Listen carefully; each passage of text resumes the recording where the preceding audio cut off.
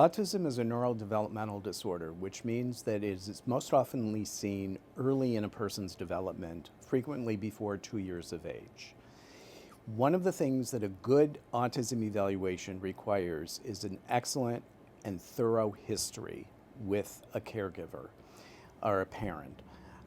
It is important that we establish from an early age that the child is demonstrating characteristics of autism that is atypical in its development from other children.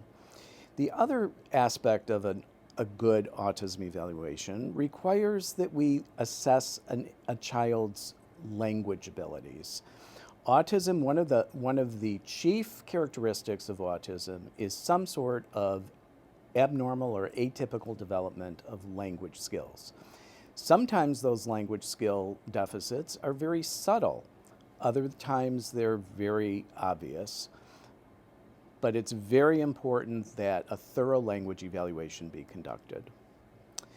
The other aspect of a good, solid autism evaluation is that autism-specific evaluation tests be administered by a qualified person. There are specific tests that are shown to be scientifically valid and reliable and are evidence-based, and these need to be administered by a competent, well-trained clinician. You may have heard several different names for some of these tests. One of the most widely used gold standard tests is called the ADOS-2. Administration of the ADOS-2 needs to be done by a well-trained, highly qualified clinician. Another test that is frequently used is called the ADIR, the Autism Diagnostic Interview. Again, this is a very specific test for autism, needs to be administered by a well-qualified, experienced clinician.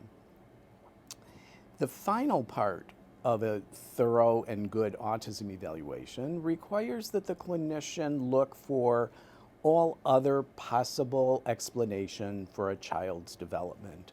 Mental health issues, family life, developmental conditions that may be unrelated to autism, mental health issues, school adjustment.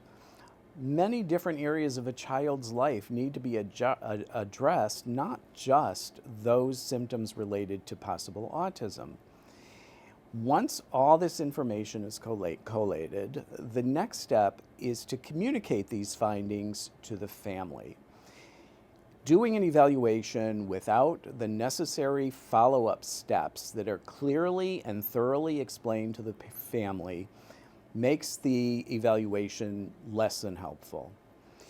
In order to conduct a really thorough, good feedback session with the parent, the clinician needs to understand the resources that are available in the community in order to address the deficits found.